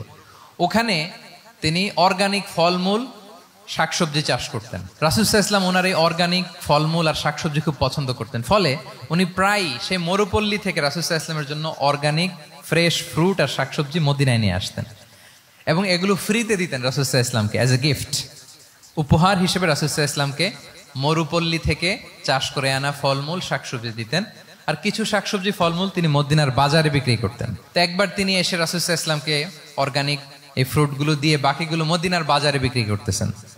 রাসূলুল্লাহ সাল্লাল্লাহু আলাইহি ওয়াসাল্লাম বাজার ভ্রমণে গেলেন, যে দেখে ওই তো জাহির, উনি আবার কানা রজুলান দামিমান, একটু কুৎসিত দেখতে, একটু খাটো কুৎসিত শ্যামবর্ণের ছিলেন। তো ওনাকে দেখেই রাসূল সাল্লাল্লাহু আলাইহি ওয়াসাল্লাম পিছন থেকে এরকম ঝাপটে ধরলেন। উনি তো আর দেখতে পারতেছেন না কে ধরলো। উনি বলে, মান হাদা আরসিলনি, এই ছাড়ো ছাড়ো, কে কে, এই কোন লোক আমারে ধরলো, ছাড়ো ছাড়ো করে অস্থির। যখন পিছনে ফিরে দেখে আল্লাহ রাসূল সাল্লাল্লাহু আলাইহি ওয়াসাল্লাম এখন আর ছাড়াছাড়ি করে না, এখন ওনার পিঠটা রাসূল সাল্লাল্লাহু আলাইহি ওয়াসাল্লামের বুক মোবারকের দিকে আরো লাগাই দিচ্ছে এইভাবে। সুবহানাল্লাহ। এতক্ষণ বলে এই কে, ছাড়ো ছাড়ো, যখন দেখে রাসূল সাল্লাল্লাহু আলাইহি ওয়াসাল্লাম এখন আর তাড়াহুড়ো করতেছে না, এখন ওনার পিঠটা রাসূল সাল্লাল্লাহু আলাইহি ওয়াসাল্লামের বুক মোবারকের সাথে আরো ঠেলে দিচ্ছে। রাসূল সাল্লাল্লাহু আলাইহি ওয়াসাল্লাম এবার মজার ছলে বললেন, মাইয়াশতারি হাযাল আব, ফান করে বলতেছেন, এই একটা দাস আছে আমার কাছে, এই লোকটারে কে কিনবে, আমি বেচবো। জাহির রাদিয়াল্লাহু তাআলা আনহু বলেন, ইয়া রাসূলুল্লাহ ইদান ওয়াল্লাহি তাজিদুনি কাসিদান, আমি কালো মানুষ, আমি সস্তা মানুষ, আমারে বেচলে বেশি দাম পাবেন না আপনি, আমি তো সস্তা মানুষ ইয়া রাসূলুল্লাহ। রাসূল সাল্লাল্লাহু আলাইহি ওয়াসাল্লাম বললেন, আনতা লাস্তা ইনদাল্লাহি কাসিদ ইয়া জাহির, হে জাহির তুমি আল্লাহর কাছে সস্তা নও, আনতা ইনদাল্লাহি গালি, তুমি আল্লাহর কাছে বড্ড দামি। তোমার স্কিন ব্রাইট কালার না, তুমি কুৎসিত, তুমি দুনিয়াতে সস্তা হতে পারো কিন্তু আমার আল্লাহর দরবারে তুমি কভু সস্তা নও। আনতা ইনদাল্লাহি গালি, আল্লাহর কাছে তুমি বড্ড দামি। দেখেন ইন্টারেকশন কোন মাত্রায় গেলে পিছন থেকে যে এরকম হাক করা যায়, ঝাপটে ধরা যায় এক সাহাবীকে। সুবহানাল্লাহ বিহামদি। এরকম গুড ইন্টারেকশন ছিল অনেক অনেক ভুরি ভুরি সিরাতের পরতে পরতে আপনারা পাবেন যে রাসূল সাল্লাল্লাহু আলাইহি ওয়াসাল্লামের সাথে সাহাবাদের ইন্টারেকশন কত চমৎকার ছিল। 6 নম্বরে হচ্ছে কারেজ, সাহসিকতা। নেতা হইতে হইলে সাহস লাগবে না? নেতারে বাঁচানোর জন্য কর্মীরা দৌড়াইতেছে সামনে, নেতা যদি ছোটে পিছনে, তাহলে হবে? তাহলে তো তাকে নেতা বলা যায় না, কি বলেন? নেতার তো হি শুড বি কারেজাস, তার সাহসী হইতে হবে, দুর্দান্ত সাহস থাকতে হবে তার। রাসূল সাল্লাল্লাহু আলাইহি ওয়াসাল্লামের এরকম দুর্দান্ত সাহস ছিল, অত্যন্ত সাহসিকতার অধিকারী তিনি ছিলেন। এবং এই লিডারশিপ ট্রেটটা খুবই জরুরি, এটাকে বলে মাদার স্কিল। কারেজি যে মাদার স্কিল, এটাই সব। এই হিম্মত লাগবে। আর রাজুলু যু হিম্মা ইউহিল উম্মা, যার হিম্মত আছে সেই জাতিকে জাগাতে পারে, ঠিক কিনা? এই যে আমাদের কাছে তো উদাহরণ একেবারে হাতের কাছেই, এই যে 5 আগস্টে, এই যে জুলাই আপরাইজিং, যদি কারেজ না থাকতো আমাদের তরুণদের, আমাদের জেনজিদের, তাহলে এই পরিবর্তনকে আমরা দেখতে পেতাম না। আমি গল্প শুনছিলাম যে এই চট্টগ্রাম বিশ্ববিদ্যালয় থেকে 2 জন শহীদ হয়েছে, আল্লাহ তাদের কবরগুলোকে তুমি জান্নাতে টুকরা বানিয়ে দাও। এই যে আমাদের তরুণরা তাজা রক্ত দিয়ে একটা চেঞ্জ এনেছে, পরিবর্তন, এটা তো কারেজ, তাদের সাহসিকতার বহিঃপ্রকাশ, ঠিক কিনা? এটা লাগবে। কেউ যদি লিড দিতে চায়, লিডার হতে চায়, তার এটা লাগবে, মাস্ট। রাসূল সাল্লাল্লাহু আলাইহি ওয়াসাল্লাম অত্যন্ত সাহসী ছিলেন। 2-1টা উদাহরণ আমরা সিরাত থেকে দেখি। একবার মদিনাতে রাত্রিবেলা বিকট একটা আওয়াজ হলো, বিকট এত আওয়াজ, সবাই ঘুম থেকে জেগে গেল। ঘুম থেকে জেগে সবাই হতভম্ব, কিরে এত আওয়াজ তো মদিনাতে কখনো শুনি না, ঘটনা কি? কেউ ঘোড়া নিয়ে, কেউ উট নিয়ে, কেউ খচ্চর নিয়ে, কেউ এমনি খালি পায়ে ছুটতে আরম্ভ করলো আওয়াজের দিকে, দেখি যাই কোথায় কি হলো। সবাই ছুটতে ছুটতে মাঝপথে যেয়ে দেখে রাসূল সাল্লাল্লাহু আলাইহি ওয়াসাল্লাম আওয়াজ কোথায় হয়েছে, কোত্থেকে হয়েছে দেখে ফিরে আসতেছে আর বলতেছে, লান তুরাউ, ডোন্ট ওয়ারি, আরে ভয় নাই, দেখে আসছি আমি, আল্লাহু আকবার, ভয় নাই, আমি দেখে আসছি, এভরিথিং ইজ ফাইন দেয়ার, সব ঠিক আছে, যাও ফিরো মদিনায় ফিরো। সবাই ভয় পেয়ে ঘোড়া টোরা ওট হাঁকিয়ে ছুটতে আরম্ভ করছে। অনেক দূর যাওয়ার পরে দেখে রাসূল সাল্লাল্লাহু আলাইহি ওয়াসাল্লাম আবু তালহা রাদিয়াল্লাহু তাআলা আনহুর একটা খুবই ক্ষিপ্ত ঘোড়া নিয়ে উনি দেখে ভিজিট করে ফিরে আসতেছেন। সুবহানাল্লাহ। তাহলে বিপদ ঘটলে নেতা থাকতে হবে কই, সামনে না পেছনে? আমাদের নেতারা থাকে কই? নাকি পেছনেও খুঁজে পাওয়া যায় না? It's a big crisis. নেতা থাকবে কোথায়? Front liner. Leader should be front liner. উনি তো লিড দিবে, নেতৃত্ব দিবে। এখন উনারা যদি খুঁজে পাওয়া না যায় তাহলে থাকবে কিছু না। এই যে শিখতে হবে আমাদের, যেমনটা রাসূল সাল্লাল্লাহু আলাইহি ওয়াসাল্লাম করলেন। বিকট আওয়াজ, উনি আগে চলে গেছে, কাউকে না বলে দেখে টেকে চলে আসতেছে। আল্লাহু আকবার। হুনাইনের যুদ্ধে এক পর্যায়ে মুসলমানরা পর্যদুস্ত হয়ে যাচ্ছিল, আপনারা অনেকে জানেন। To make the long story short, পুরো ঘটনাটা আমি আনবো না।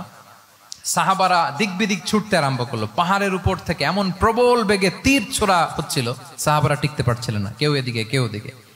রাসূল সাল্লাল্লাহু আলাইহি ওয়াসাল্লাম এই তীর তলোয়ারকে উপেক্ষা করে সামনে যেয়ে দাঁড়ালেন ঢালের মতো, আর বললেন, আনা নবিয়্যু লা কাযিব, আনা ইবনু আব্দুল মুত্তালিব। এই সাহাবারা, আনা নবিয়্যু লা কাযিব, আমি সত্য নবী, আমার দিকে ফেরো। I'm the grandson of Abdul Muttalib, আমি দাঁড়িয়ে আছি, ফেরো। রাসূল সাল্লাল্লাহু আলাইহি ওয়াসাল্লামের যখন এই সাহসী স্টেটমেন্ট তারা পেলেন, আবার আল্লাহু আকবার ধ্বনি নিয়ে সাহাবারা সামনের দিকে এগিয়ে গেছেন। এই যে আগালেন, আর পিছু ফিরলেন না, হুনাইন জয় করেই ছাড়লেন। আল্লাহু আকবার। তাহলে ইতিহাসের পরতে পরতে, সিরাতের পরতে পরতে আমরা দেখবো যে রাসূল সাল্লাল্লাহু আলাইহি ওয়াসাল্লাম হি ওয়াজ এ হাইলি কারেজাস, অনেক সাহসী একজন ব্যক্তিত্ব ছিলেন, অত্যন্ত সাহসী পুরুষ ছিলেন। তাহলে নেতা হইতে হইলে তার কি লাগবে? সাহসিকতা লাগবে, তার তো লিড দিতে হবে ফ্রন্ট লাইন থেকে। এবং কাপুরুষতা, ভীরুতা, এটা থেকে রাসূল সাল্লাল্লাহু আলাইহি ওয়াসাল্লাম পানাহ চেয়েছেন। আল্লাহুম্মা ইন্নী আউযু বিকা মিনাল হাম্মি ওয়াল হাযান ওয়া আউযু বিকা মিনাল আজজি ওয়াল কাসাল ওয়া আউযু বিকা মিনাল জুবনি ওয়াল বুখল। জুবন মানে কি? ভীরুতা, কাপুরুষতা। হে আল্লাহ, আমি ভীরুতা থেকে, কাপুরুষতা থেকে পানাহ চাই। আমরা যেন কাপুরুষ না হই, আমরা যেন ভীরু না হই, আমরা যেন সত্যের বীর সেনানী হয়ে আবু সাঈদের মতো এরকম দুই হাত প্রসারিত করে দাঁড়াতে পারি, ঠিক কিনা? এই যে কারেজাস আবু সাঈদ, হ্যাঁ, he is the icon of courage of Bangladesh. কি বলেন? এই যে বুক টান টান করে যে হাত দুইটা প্রসারিত করে দাঁড়ালো, আল্লাহু আকবার। গোটা বিশ্ব এখন তাকে আইকনিক ফিগার হিসেবে মেনে নিছে। কি বলেন? গোটা বিশ্ব তাকে চিনছে, তার জন্য দোয়া করছে। তাহলে courage, it's an essential leadership trade, এটা লাগবে প্রিয় ভাইয়েরা। আল্লাহ তাআলা এই কারেজ, এই সৎ সাহস দিয়ে আমাদেরকে ধন্য করুক। 7 নম্বরে হচ্ছে কনফ্লিক্ট রিজলভিং এবিলিটি, বিরোধ নিষ্পত্তি করার মতো যোগ্যতা থাকতে হবে নেতার। অর্থাৎ নেতা হইতে হবে এমন যে বিরোধকে নিষ্পত্তি করে দিতে পারে, মিটমাট করে দিতে পারে, ঝগড়া লাগলে মিটায়ে দিতে পারে। এটা গুরুত্বপূর্ণ কোয়ালিটি না নেতার জন্য? কি বলেন? রাসূল সাল্লাল্লাহু আলাইহি ওয়াসাল্লামের কিন্তু এটা ছিল, বিরোধ নিষ্পত্তি করা। রাসূল সাল্লাল্লাহু আলাইহি ওয়াসাল্লাম মক্কা থেকে মদিনায় যে 1 ঘন্টায় বছরের পর বছর চলে আসা যুদ্ধ, they use to fight each other, Aws and Khazraj, 1 ঘন্টায় যুদ্ধ থামাই দিয়েছেন। আল্লাহু আকবার। He was a very good mediator and arbitrator. রাসূল সাল্লাল্লাহু আলাইহি ওয়াসাল্লাম অত্যন্ত ভালো মধ্যস্থতাকারী ছিলেন, ভালো মধ্যস্থতাকারী তিনি ছিলেন। তিনি থামিয়ে দিতে পারতেন, বিরোধকে থামাতে পারতেন। আপনারা জানেন যে মক্কায় একবার সম্ভবত অগ্নিকাণ্ডের কারণে কাবা ঘর জ্বলে গিয়েছিল, ধ্বংস হয়েছিল, কিছু অংশ নষ্ট হয়ে গিয়েছিল। কাবাকে রিনোভেট করা হয়েছিল, ফলে কাবার একটা কর্নারে যে ব্ল্যাক স্টোন কর্নার, রুকনুল হাজারিল আসওয়াদ, হাজরে আসওয়াদ পাথরকে সরিয়ে রাখা হয়েছিল। এখন কাবা যখন পুনর্নির্মাণ শেষ, ওই হাজরে আসওয়াদ পাথরকে আবার তার জায়গায় রাখা হবে। কিন্তু কে রাখবে? সবাই রাখতে চায়, সব দলের নেতারা বলে আমরা রাখবো। এক দলের নেতা বলে যে আমি রাখবো, এটা অনেক very prestigious and dignified issue, এই প্রেস্টিজ আমরা কাউকে নিতে দিব না। আরেক দলের নেতা বলে না, আমাদের পাওয়ার বেশি, আমরা রাখবো। আরেক দলের নেতা বলে যে না, এটা আমাদেরই। আরেকজন বলে রক্তের গঙ্গা বইয়ে দিব মক্কায়, কিন্তু এই সম্মান হাতছাড়া হতে দেব না। এখন জাতীয় 4 নেতা গেছে 4 দিকে, সমাধান তো নাই। পাথর কয়টা? পাথর তো মাত্র একটা। ইন দ্য মিন টাইম রাসূল সাল্লাল্লাহু আলাইহি ওয়াসাল্লাম আসলেন। রাসূল সাল্লাল্লাহু আলাইহি ওয়াসাল্লামকে দেখেই সবাই হ্যাপি, সবাই বলে যা আমিনুন রদিনা বি, এই তো আলামিন আসছে, ওই ফয়সালা করবে। আল্লাহ রাসূল সাল্লাল্লাহু আলাইহি ওয়াসাল্লাম বললেন কি হয়েছে? এই ঘটনা। জাতীয় 4 নেতা বলে এই পাথর নিয়ে তারা নিজেরা রাখবে, কাউকে দিবেন। রাসূল সাল্লাল্লাহু আলাইহি ওয়াসাল্লাম বললেন ঠিক আছে, একটা চাদর নিয়ে আসো। চাদর নিয়ে আসা হলো। এবার জাতীয় 4 নেতা চাদরের 4 কর্নার ধরে দাঁড়ালো। রাসূল সাল্লাল্লাহু আলাইহি ওয়াসাল্লাম নিজ হাতে হাজরে আসওয়াদ তুলে চাদরের মাঝখানে রাখলেন। এবার 4 নেতাকে বললেন আসো তোমরা আমার সাথে। তারা আগাতে লাগলো। কাবা ঘরের সামনে যখন আসলো, রাসূল সাল্লাল্লাহু আলাইহি ওয়াসাল্লাম নিজ হাতে, ওনার বরকতময় হাতে আবার হাজরে আসওয়াদ ধরে ঠিক জায়গায় মতো রেখে দিলেন। এতক্ষণ কিন্তু 4 নেতা কি বলছে? কাউরে ধরতে দিব না, কাউকে। কিন্তু এখন চাদরের কোনা ধরেই happy, this is called conflict resolving ability. একজন নেতার এরকম কনফ্লিক্ট, সমাজে যখন এই ধরনের বিরোধ তৈরি হয়, ঝামেলা তৈরি হয়, মারামারির মতো পরিস্থিতি তৈরি হয়, সংঘাতের মতো একটা সিচুয়েশন হয়, নেতা এটাকে রিজলভ করার ক্যাপাসিটি এবিলিটি তার থাকতে হবে। আল্লাহ রাসূল সাল্লাল্লাহু আলাইহি ওয়াসাল্লামকে আল্লাহ তাআলা এটা দিয়েছিলেন। আল্লাহু আকবার। শুধু বড় বড় জিনিস না, ছোট ছোট জিনিসও করতে হয়। লেটস সে নিজ দলের নেতা কর্মীদের মধ্যে মারামারি, নিজ দেশের ভেতরে মারামারি, দেশের সাথে প্রতিবেশী দেশের বিরোধ, রিজিওনাল সুপার পাওয়ার হলে আশেপাশের অনেকগুলো দেশের মধ্যে বিরোধ, আপনাকে নেতা হয়ে এগুলো মিটমাট করে দিতে হবে। সুপার পাওয়ার যদি হয়ে যান, গোটা বিশ্বের যেখানে ঝামেলা লাগে, দেখেন না বড় বড় মোড়লরা কি করে, ওই কাতারে বসে বসে ওই আফগানিস্তান, তারপর ওই ইসরায়েল, কাতার মিলাই দিচ্ছে, দেখেন না এগুলো নিউজে আপনারা? This is called conflict resolving ability. কনফ্লিক্টকে রিজলভ করতে জানতে হয়। রাসূল সাল্লাল্লাহু আলাইহি ওয়াসাল্লাম এরকম রাষ্ট্রীয় পর্যায়ে, বড় বড় সামাজিক পর্যায়ে, এমনকি ফ্যামিলি অ্যাফেয়ার্স এর মধ্যে যত বিরোধ লাগতো রাসূল সাল্লাল্লাহু আলাইহি ওয়াসাল্লাম মিলাই দিতেন। আল্লাহু আকবার। ফ্যামিলি কাউন্সিলিং, এজন্য প্রত্যেক ইমাম খতিবদের এই কাউন্সিলিং এর উপর ট্রেনিং নেওয়া দরকার। আমাদের পরিবারগুলো ভেঙে যাচ্ছে, পরিবারগুলো কি হচ্ছে? ভেঙে যাচ্ছে। আমি পশ্চিমা দেশে আমাদের অনেক স্কলারদের দেখেছি, যারা ইমাম এবং খতিব, তাদের আলাদা করে উইকলি 7 ঘন্টা 8 ঘন্টা 10 ঘন্টা এরকম রাখতে হয় ফ্যামিলি কাউন্সিলিং এর জন্য। যাদের মধ্যে বিরোধ, হাজব্যান্ড ওয়াইফের ঝামেলা চলতেছে, উনি কাউন্সিলিং করে। এটা খুব জরুরি। আল্লাহ রাসূল সাল্লাল্লাহু আলাইহি ওয়াসাল্লাম এটা করতেন, সাহাবাদের মধ্যে করতেন, ইভেন নিজের স্ত্রীদের মধ্যেও করতেন। সহিহ বুখারীতে এসেছে, ওনার স্ত্রীদের মধ্যে 2টা গ্রুপ ছিল। পজিটিভলি নেন, 2টা গ্রুপ, আবার এটা ওই গ্রুপ মনে করেন না। অর্থাৎ মানবিক কারণে সামান্য যে জেলাসি থাকে এক স্ত্রীর সাথে আরেক স্ত্রীর, এটা তো খুব স্বাভাবিক। ওই ওনাদের মধ্যে একসাথে তো এট এ টাইমে খুব সম্ভবত 9 জন স্ত্রী বেঁচে ছিলেন। হাফসা রাদিয়াল্লাহু তাআলা আনহাকে কেন্দ্র করে একটা গ্রুপ, আয়েশা রাদিয়াল্লাহু তাআলা আনহাকে কেন্দ্র করে একটা গ্রুপ। তাদের মধ্যে অনেক কথাবার্তা, কিছু মানবিক কারণে যেগুলো হয়, এটা কিন্তু ছিল। রাসূল সাল্লাল্লাহু আলাইহি ওয়াসাল্লাম প্রায় ওনাদেরকে নিয়ে বসে এগুলো রিজলভ করে দিতেন। ওনার নিজের কন্যা ফাতেমা রাদিয়াল্লাহু তাআলা আনহার সাথে আলী রাদিয়াল্লাহু তাআলা আনহার যদি মনোমালিন্যের ঘটনা ঘটতো, এগুলো উনি রিজলভ করে দিতেন। এবং খুব কাছাকাছি ছিল কিন্তু ঘর। যারা মদিনায় মাআরিদুস সিরান নাবাবিয়া ওগুলোতে গিয়েছেন, দেখবেন যে রাসূল সাল্লাল্লাহু আলাইহি ওয়াসাল্লামের ঘরের পাশেই অন্যান্য স্ত্রীদের ঘরগুলো একটার পর একটা, পাশেই ফাতেমা রাদিয়াল্লাহু তাআলা আনহার ঘর। একবার তিনি দুপুরবেলা ফাতেমা রাদিয়াল্লাহু তাআলা আনহার ঘরে গেলেন, যে দেখেন যে ঘরে আলী রাদিয়াল্লাহু তাআলা আনহু নেই। তো জিজ্ঞেস করলেন যে আইনা ইবনু আম্মি, কোথায় আলী কোথায়? তো বললেন যে কানা বাইনি ওয়া বাইনাহু শাই, আমাদের মধ্যে একটু ঝগড়াঝাটি হয়েছে, আর কি মনোমালিন্য হয়েছে। ফাগাদাবানি, উনি একটু রেগে গেছেন আমার উপর। ফাখারাজা ফালাম ইয়াকিল ইনদি, প্রত্যেকদিন খাওয়ার পরে তো এখানেই কাইলুলা করে, আজকের ঘরে কাইলুলা করে নাই, কই যেন চলে গেছে। তো কোথায় গেল? রাসূল সাল্লাল্লাহু আলাইহি ওয়াসাল্লাম লোক পাঠালো, খুঁজে দেখো আলী কোথায়। আলী রাদিয়াল্লাহু তাআলা আনহু উনি মনের কষ্ট নিয়ে মসজিদে নববীর মধ্যে শুয়ে আছেন। রাসূল সাল্লাল্লাহু আলাইহি ওয়াসাল্লাম খুঁজতে খুঁজতে মসজিদে নববীর ভেতরে গেলেন, দেখলেন যে উনি যে শুয়ে আছে, ওনার গায়ের জামাটা একপাশে পড়ে আছে, আর বালুর মধ্যে ওনার শরীর পড়ে আছে। তো উনি ডাকলেন, কুম ইয়া আবা তুরাব, কুম ইয়া আবা তুরাব, হে বালির বাবা আলী, বালির বাবা আলী, ওঠো ওঠো। মজা করে বললেন যে ইয়া আবা তুরাব, যেহেতু বালি লেগে আছে গায়ে, বালির বাবা আলী ওঠো। ওখান থেকে ধরে এনে ফাতেমা রাদিয়াল্লাহু তাআলা আনহার কাছে নিয়ে দুইজনকে পাশে বসিয়ে এই যে আবার মিটমাট। এটা ছিল রাসূল সাল্লাল্লাহু আলাইহি ওয়াসাল্লামের ডেইলি বেসিসে একটা অ্যাক্টিভিটি। কনফ্লিক্ট তিনি রিজলভ করে দিতেন।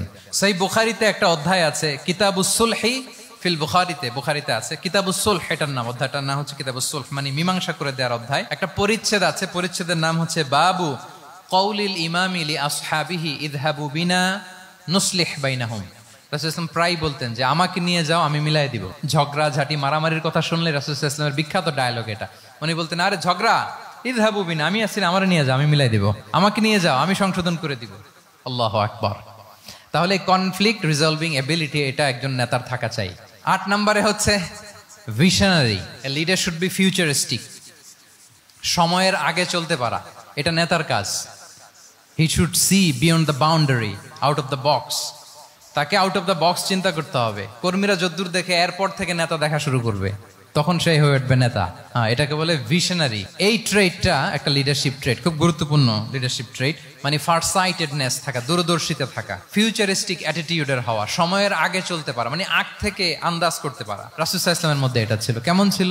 ওনার দুই একটা উক্তি আমি কয়েকটা হাদিস শেয়ার করি। তিনি বলতেন, ইন্নাল্লাহা যাওয়ালি আল আরদা ফারাআইতু মাশআরিকাহা ওয়া মাগারিবাহা ওয়া ইন্না মুলকা উম্মতি সায়াবলুগু মুলকুহা মা যুবিয়ালি মিনহা। আল্লাহ তাআলা এই পৃথিবীটাকে ফোল্ড করে ছোট রেপ্লিকা বানিয়ে আমার সামনে তুলে ধরেছেন। ফারাআইতু মাশারিকাহা ওয়া মাগারিবাহা, আমি পৃথিবীর প্রাচ্য পাশ্চাত্য সবটুকুন দেখেছি, আর আমি যদ্দূর দেখেছি ঠিক তদ্দূর জায়গায় আল্লাহ তাআলা লা ইলাহার বাণী পৌঁছে দিবে। পৃথিবীতে এমন কোনো জায়গা আছে যেখানে লা ইলাহার ধ্বনি উচ্চারিত হয় না? এমন কোনো জায়গা নেই। তার মানে ফিউচারিস্টিক, সে 1400 বছর আগের কথা, যে পৃথিবীর আনাচে কানাচে কোথাও বাকি থাকবে না, সব জায়গায় ইসলাম পৌঁছে যাবে। অন্য জায়গায় বললেন লা ইয়াবলাগান্না হাযাল আমরু মা বালাগাল লাইলু ওয়ান নাহার ওয়ালা ইয়াতরুকুল্লাহু বাইতা মাদার ওয়ালা ওয়াবার ইল্লা আদখালাহুল্লাহু হাযাদ দ্বীন। এই ইসলাম যেখানে দিন হয় রাত হয়, পৃথিবীর যেখানে দিন রাত্রি সংগঠিত হয়, সব জায়গায় পৌঁছবে। এমন কোনো কাঁচা ঘর, পাকা ঘর, কোনো জঙ্গল, কোনো পাহাড়, কোনো ভূখণ্ড, এই পৃথিবীতে কোনো এমন কোনো জনপদ থাকবে না যেখানে ইসলামের বাণী পৌঁছবে না, সব জায়গায় পৌঁছে যাবে। আল্লাহু আকবার।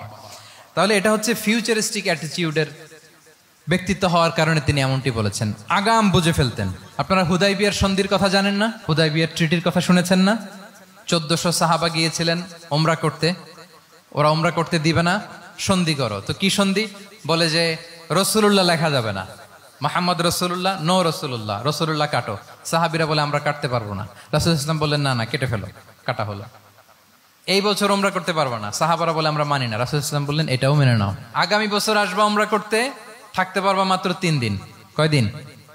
সাহাবিরা বলে অসম্ভব, এটা আমাদের ভূখণ্ড, আমরা যতদিন মনে চায় থাকবো। রাসূল ইসলাম বললেন না না, বাদশাহ না, মেনে নাও।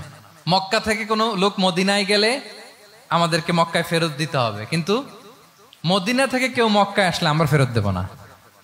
দেখছেন ক্লজগুলো? দেখছেন একটার পর একটা সবগুলো কাফিরদের পক্ষে যায়। কোন সাহাবা রাজি হচ্ছেন না, কিন্তু আল্লাহ রাসূল সাল্লাল্লাহু আলাইহি ওয়াসাল্লাম কি বলেন? মেনে নাও, রাজি। কারণ সাহাবারা তো অতটুক দেখতে পারতেছে না। বলেন 3 তালা উপর থেকে, 3 তালা ভবন থেকে একজন মানুষ যদ্দূর দেখে, 30 তালা ভবনের উপর থেকে কি ওইরকমই দেখে? পানোরামিক ভিউ দেখে, সে অনেক বড় করে দেখে। আর 3 তালার উপর থেকেই সামান্য কিছু দেখে। রাসূল সাল্লাল্লাহু আলাইহি ওয়াসাল্লাম অনেক দূর দেখতে পাচ্ছিলেন। তিনি চিন্তা করলেন কিছু বছর যদি আমাদের মধ্যে দাঙ্গা হাঙ্গামা যুদ্ধ বন্ধ থাকে, আমরা গ্লোবালি ইসলামকে ছড়াই দিতে পারবো। শান্তভাবে মদিনাতে একটা স্ট্রং ইসলামিক কমিউনিটি আমরা তৈরি করতে পারবো। আল্লাহু আকবার। এবং তিনি দেখতে পাচ্ছিলেন ইন্না ফাতাহনা লাকা ফাতহাম মুবিনা। এই হুদাইবিয়ার এই চুক্তি, যেটা আদতে অ্যাপারেন্টলি মনে হচ্ছে সব আমাদের বিপক্ষে যায়, আসলে এইটাই আমাদেরকে ভূমি ধস জয় এনে দিবে। আল্লাহু আকবার। এবং সেটাই হয়েছে। 9 নাম্বার হচ্ছে রেজিলিয়েন্স। এটা একটা চমৎকার লিডারশিপ ট্রেট। রেজিলিয়েন্স মানে সংকট কাটিয়ে ঘুরে দাঁড়াবার সামর্থ্য, মানে যাকে কেউ থামাতে পারে না। আনস্টপেবল, আনস্টপেবল, কোনো কিছু তাকে থামাতে পারে না। লেগে থাকার মানসিকতা, টিকে থাকার মানসিকতা, সহজে হার না মানা, আবার ঘুরে দাঁড়ানো, এটার বলে রেজিলিয়েন্স। এই ক্যাপাসিটি, এই কোয়ালিটি রাসূল সাল্লাল্লাহু আলাইহি ওয়াসাল্লামের মধ্যে ছিল। হি ওয়াজ আনস্টপেবল, হ্যাভিং আনবিলিভেবল সাবর। কোনো কিছু রাসূল সাল্লাল্লাহু আলাইহি ওয়াসাল্লামকে থামাতে পারে নাই। পেরেছে? বলেন পেরেছে কেউ থামাতে? ছোটবেলা থেকে স্ট্রাগল করে একটার পর একটা স্ট্রাগল ফেস করে বড় হয়েছেন। জন্মের আগেই তো ওনার পিতাকে আল্লাহ তাআলা উঠিয়ে নিলেন। তার মানে বাবাকে নিজ চোখে এই দুনিয়াতে আমাদের প্রিয় নবীজি দেখে যান নাই। আল্লাহ রাসূল সাল্লাল্লাহু আলাইহি ওয়াসাল্লাম ওনার বাবাকে, পিতাকে দেখছেন? দেখেন নাই। ওনাদের আমেনা এবং আব্দুল্লাহ, ওনাদের সংসার ছিল মাত্র সপ্তাহখানেক, 1 সপ্তাহ সংসার। এই সপ্তাহখানেকের সংসারেই আল্লাহ তাআলা রাসূল সাল্লাল্লাহু আলাইহি ওয়াসাল্লামকে ওনার মায়ের পেটে পাঠিয়েছেন। আব্দুল্লাহ চলে গেলেন ব্যবসায়, ফিরে আসার পথে ওখানেই মারা গেলেন, ইয়াসরিবে। তার মানে জন্মের আগেই বাবাকে হারালেন, ইয়াতিম হয়ে দুনিয়াতে আসলেন। এরপরে মাকে হারালেন, এরপরে দাদাকে হারালেন, এরপরে চাচাকে হারালেন। Physically, mentally torture, emotionally traumatise করার যত ধরন আছে কাফিররা করেছে। কোনো কিছু রাসূল সাল্লাল্লাহু আলাইহি ওয়াসাল্লামকে থামাতে পেরেছে? ওনার লাইফ থ্রেট ছিল। হিজরতের রাতে তো আল্লাহ তাআলা বললেন আজই যেতে হবে, না হলে হত্যার ষড়যন্ত্র হচ্ছে, ব্ল্যাক ম্যাজিক করা হয়েছে। রাসূল সাল্লাল্লাহু আলাইহি ওয়াসাল্লাম খাসির মাংস, খাসির যে বাজুর মাংস, এটা পছন্দ করতেন। খাইবারে এক ইহুদি নারী এই খাসির মাংসের মধ্যে বিষ মিশিয়ে, পয়জন দিয়ে রাসূল সাল্লাল্লাহু আলাইহি ওয়াসাল্লামকে খাইয়েছিল হত্যার জন্য। একটার পর একটা। বলেন রাসূল সাল্লাল্লাহু আলাইহি ওয়াসাল্লামের মিশন থেকে এক চুল পরিমাণ ওনাকে পেছনে নেওয়া গিয়েছে? He was unstoppable. This is called resilience. একজন নেতার মধ্যে এই রেজিলিয়েন্ট মানসিকতা থাকতে হবে যে আমাকে কেউ থামাইতে পারবে না, আমরা আমাদের মঞ্জিলে মকসুদে যাবই, এই মেন্টালিটির হইতে হবে। এটা হচ্ছে একটা লিডারশিপ ট্রেট, রেজিলিয়েন্ট। 10 নম্বরে হচ্ছে স্ট্র্যাটেজিক লিডারশিপ। নেতার কৌশলী হতে হয়। তার যেই লক্ষ্য, মিশন, ভিশন, এটা সে সুকৌশলে আদায় করে নিবে। শুধু স্ট্র্যাটেজি নিয়ে, রাসূল সাল্লাল্লাহু আলাইহি ওয়াসাল্লামের স্ট্র্যাটেজি নিয়ে সুদীর্ঘ আলোচনা হতে পারে। আমি 2-1টা স্ট্র্যাটেজির কথা বলি, 2-1টা ওয়ার স্ট্র্যাটেজি। যুদ্ধের ময়দানে উনি কি স্ট্র্যাটেজি অবলম্বন করতেন দেখেন। উনি যুদ্ধের ডিস্ট্রাকশনকে, ক্যাজুয়ালিটি মিনিমাইজ করবার জন্য ওনার নির্দেশনা থাকতো, খবরদার কোনো নারীর গায়ে হাত তুলো না যুদ্ধের ময়দানে, শিশুর গায়ে হাত তুলো না, কোনো পাদ্রীর গায়ে হাত তুলো না, উপাসনারত যে সন্ন্যাসীরা আছে তাদের গায়ে হাত তুলো না, ওই এলাকার গবাদি পশুগুলোকে মেরো না, গাছপালা ধ্বংস করো না, যারা তোমাদের বিরুদ্ধে তলোয়ার ধরেনি তাদেরকে অ্যাটাক করো না। আল্লাহু আকবার, হোয়াট এ স্ট্র্যাটেজি। এবং যুদ্ধ চলাকালীন সময়ে সব সৈনিককে উনি এক জায়গায় মোতায়েন করতেন না, 5 ভাগে ভাগ করে নিতেন। ডান পাশে মাইমানা, বাম পাশে মাইসারা, সামনে হচ্ছে মুকাদ্দিমাতুল জাইশ, মাঝখানে কালব, পেছনে খালফ। এইভাবে 5টা ব্যাটালিয়নে ভাগ করে তারপরে তিনি যুদ্ধ পরিচালনা করতেন। What a war strategy. বদরের যুদ্ধে যখন পৌঁছলেন মদিনা থেকে 130 কিলোমিটার দূরে, দূরে আফসা দেখা যায়, মরিচিকার মধ্যে দেখা যায় ওই যে মুশরিকরা ওখানে আসছে, কিন্তু তারা কতজন এটা তো বোঝা যায় না। তো কিছু ছেলে এই মরুভূমিতে থাকে, ওদেরকে পানি সরবরাহ করে। এদেরকে রাসূল ইসলাম জিজ্ঞেস করলেন যে কুরাইশরা যে আসছে তারা সংখ্যায় কত, এটা না জানলে তো উনি ওনার ওয়ার স্ট্র্যাটেজি ঠিক করতে পারবেন না, যুদ্ধের কৌশল। তো এরা বলে নাহনু লা নাদরি, আমরা জানি না কত। এখন এটা কিভাবে তিনি বের করবেন, সংখ্যায় তারা কত, এটা তো আমাকে ফাইন্ড আউট করতে হবে। রাসূল সাল্লাল্লাহু আলাইহি ওয়াসাল্লাম বলেন যে ওরা কি খায়, বলে যে প্রতিদিন ওট জবাই করে খায়। তো রাসূল সাল্লাল্লাহু আলাইহি ওয়াসাল্লাম বলেন যে প্রতিদিন কয়টা ওট লাগে, বলে যে ইয়াউমান তিসআন ওই ইয়াউমান আশরান, 2 দিন হয়েছে আসছে, তো প্রথম দিন দেখলাম 9টা জবাই করছে, আজকে দেখছি 10টা জবাই করছে। রাসূল সাল্লাল্লাহু আলাইহি ওয়াসাল্লাম বললেন ইদান আল কওমু মা বাইনা আত-তিসআমিয়া ওয়াল আলফ, তাহলে ওরা 900 থেকে 1000 এর মধ্যে। সুবহানাল্লাহ। এবার বলেন বদরের যুদ্ধে কুরাইশদের সংখ্যা ছিল কত? আল্লাহু আকবার, হোয়াট এ ওয়ার স্ট্র্যাটেজি। নমুনা দেখে বুঝে ফেলছেন কতজন তারা। এইভাবে রাসূল সাল্লাল্লাহু আলাইহি ওয়াসাল্লাম ওনার স্ট্র্যাটেজি নির্ধারণ করতেন। লোকেশন শেয়ার করতেন না, সুবহানাল্লাহ। কোথায় যাবেন বলতেন না, চলো চলো বলে ছুটতেছেন। কোথায় যাবেন উনি জানেন। অ্যাটাক করবেন এই দিকে, ডান দিকে, অ্যাটাক করবেন কোন দিকে, কিন্তু মদিনা থেকে বের হতেন বাম দিক দিয়ে। অ্যাটাক করবেন উত্তরে, মদিনা থেকে বের হতেন কোন দিক দিয়ে, দক্ষিণ দিক দিয়ে। যে রাতে হিজরত করবেন মদিনা উত্তর দিকে, উনি দক্ষিণ দিকে চলে গেছেন গারে সাউরে 3 দিন থেকে আগে, ওরা যাতে বুঝতে না পারে।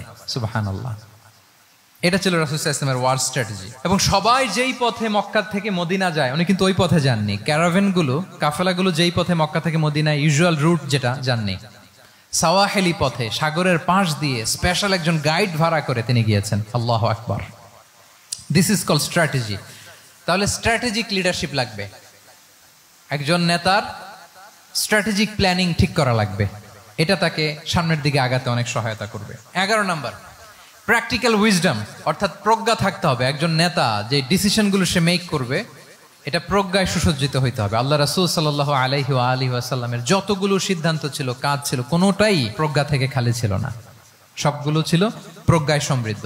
ভুরি ভুরি উদাহরণ হাজির করা যেতে পারে। আমি 2টা উদাহরণ দেই, মাক্কি জীবনের একটা উদাহরণ দিই। রাসূল সাল্লাল্লাহু আলাইহি ওয়াসাল্লাম মক্কাতে নবুয়তের 5ম বছরে যখন নও-মুসলিম সাহাবাদের উপর অত্যাচারের মাত্রা মারাত্মক বেড়ে গেল, রাসূল সাল্লাল্লাহু আলাইহি ওয়াসাল্লাম সাহাবাদেরকে হিজরতে পাঠালেন। বলেন তো কোথায় পাঠিয়েছিলেন, সবাই বলুন। আবিসিনিয়াতে, বর্তমান ইথিওপিয়া, ইরিত্রিয়া, ওই এরিয়াতে, আবিসিনিয়াতে তিনি পাঠালেন। বললেন যে দেয়ার ওয়াজ এ জাস্ট কিং আসহামা নেগাস, বললেন যে ওখানে আবিসিনিয়াতে যাও, ওখানে আসহামা নামে নাজ্জাশী একজন বাদশাহ আছে, খুব ভালো। তাদেরকে পাঠালেন নবুয়তের 5ম বছরে। যেতে লাগলো, এক এক সময় এক এক সাহাবী যায়, যে যে ওখানে বড় একটা বেস তৈরি হলো, মুসলিম কমিউনিটি তৈরি হলো। এরপর 13 বছর পরে মাক্কি 13 বছর, মাক্কি জিন্দেগির 13 বছর শেষ করে নবুয়তের রাসূল ইসলাম কোথায় চলে গেলেন, মদিনায়। মদিনায় যে রাসূল ইসলাম একটা ইসলামী স্টেট তিনি প্রতিষ্ঠা করলেন। প্রথম হিজরি যায়, দ্বিতীয় হিজরি যায়, একটার পর একটা যুদ্ধ যায়, মুসলিম কমিউনিটি বাড়ে, কমপ্লিট ইসলামিক স্টেট হয়ে যায়। কিন্তু ওই আবিসিনিয়া থেকে ওই গ্রুপ আর ফিরে না। নবুয়তের 5ম বছরে যে গ্রুপকে রাসূল সাল্লাল্লাহু আলাইহি ওয়াসাল্লাম জাফর ইবনে আবু তালেবের নেতৃত্বে আবিসিনিয়ায় পাঠিয়েছিলেন, তারা মদিনায় কোন হিজরিতে আসছে জানেন? এইটা যদি কেউ উত্তর দিতে পারে তাহলে বুঝবো he is very genius in সিরাত। 9ম, 7ম, মাশাআল্লাহ। কয়জন বলছে? এটা জানতেন কে কে? হাত তোলেন। মাশাআল্লাহ, অনেক জিনিয়াস আছে তো এখানে।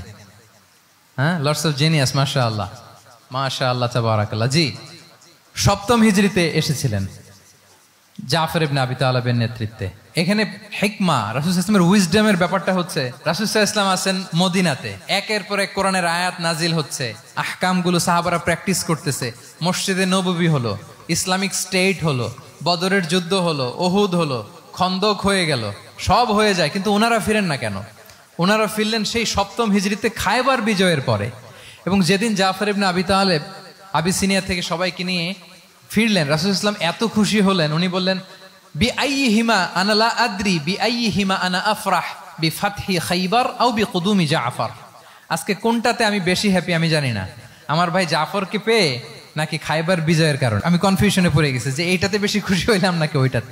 এর কারণ হচ্ছে রাসূল সাল্লাল্লাহু আলাইহি ওয়াসাল্লাম অপেক্ষা করতেছিলেন যে মদিনা এই স্টেটটাকে আগে ইন্টারনাল এবং এক্সটার্নাল যত থ্রেট হতে পারে সবগুলো থেকে আগে সেফ জোন বানাতে হবে। এমনও হতে পারে মদিনা হাতছাড়া হয়ে যেতে পারে। মদিনা যদি হাতছাড়া হয়, মদিনা থেকেও যদি আমার হিজরত করা লাগে, আমি কই যাব? ওইটারে সেকেন্ড বেস, প্ল্যান বি হিসেবে রেখে দিয়েছিলেন যে জাফর তুমি আইসো না, তুমি থাকো, নতুন নতুন যা আয়াত আসবে আমি সাহাবী দিয়ে এই বিধানগুলো পাঠাবো, ওখানে প্র্যাকটিস করতে থাকো, ইউ উইল বি ফাইন দেয়ার, থাকো, আশা লাগবে না। থাকতে থাকতে সপ্তম হিজরি পর্যন্ত, খন্দকের যুদ্ধের মাধ্যমে যখন কুরাইশদের 20 দাঁত ভেঙে দেওয়া হলো, সপ্তম হিজরিতে যখন খাইবার দুর্গ বিজয় হয়ে গেল, now Islam came as a regional super power. রাসূল ইসলাম বুঝলেন আর ইন্টারনাল থ্রেটও নাই, এক্সটার্নাল থ্রেটও নাই, এবার আর কোনো টেনশন নাই। জাফর ইবনে আবি তালেবকে চিঠি পাঠালেন, তিনি বিশাল বাহিনী নিয়ে মুসলিমদেরকে নিয়ে তিনি ব্যাক করলেন মদিনাতে। আল্লাহু আকবার। This is call wisdom, practical wisdom. রাসূল সাল্লাল্লাহু আলাইহি ওয়াসাল্লামের এইভাবে এমন কোনো সিদ্ধান্ত নাই যেটার পেছনে প্রজ্ঞা ছিল না, প্রত্যেকটা সিদ্ধান্ত ছিল প্রজ্ঞায় সুসজ্জিত। আমরা যদি মদিনার একটা উইজডমের কথা খেয়াল করি, খুব সংক্ষেপে বলি, মদিনাতে আল্লাহ রাসূল সাল্লাল্লাহু আলাইহি ওয়া আলিহি ওয়াসাল্লাম, মদিনার সোসাইটিতে মুনাফিক কারা বলেন তো? এটা কি রাসূল সাল্লাল্লাহু আলাইহি ওয়াসাল্লাম জানতেন না? জানতেন কিনা বলেন? এই জানাটা কি ধারণা বেজ, মানে মনে হয় ও মুনাফিক এরকম, নাকি গাইডেড বাই ওয়াহি, গাইডেড বাই রেভেলেশন? স্বয়ং আল্লাহ তাআলা জানিয়ে দিয়েছেন। এরপরও কোনোদিন রাসূল সাল্লাল্লাহু আলাইহি ওয়াসাল্লাম মানুষের সামনে কাউকে মুনাফিক বলে পরিচয় করিয়ে দেন নাই। মদিনার সোসাইটিতে কেউ জানতো না, বুঝতে পারতো আচরণ মুনাফিকের মতো, কিন্তু রাসূল সাল্লাল্লাহু আলাইহি ওয়াসাল্লাম কখনো বলেন নাই যে ও মুনাফিক। কখনো বলছেন? বলেন নাই। চিন্তা করছেন? আমরা তো কথায় কথায় ফেসবুকে মন মতো না হইলে কি লিখি? বেসড অন অ্যাজাম্পশন, আমার মন মতো হয় নাই, ও মুনাফিক। কিন্তু ওহী দ্বারা সুনিশ্চিত হয়েও রাসূল সাল্লাল্লাহু আলাইহি ওয়াসাল্লাম কাউকে মুনাফিক বলে অ্যাড্রেস করেন নাই। আল্লাহু আকবার। কেন করেন নাই? মুসলিম সাহাবারা চটে যাবে, মুনাফিকদেরকে হত্যা করবে, তখন মুশরিকরা, কোরাইশরা, ইহুদিরা কি বলবে? যে মুহাম্মদের অনুসারীরা একে অন্যকে হত্যা করে।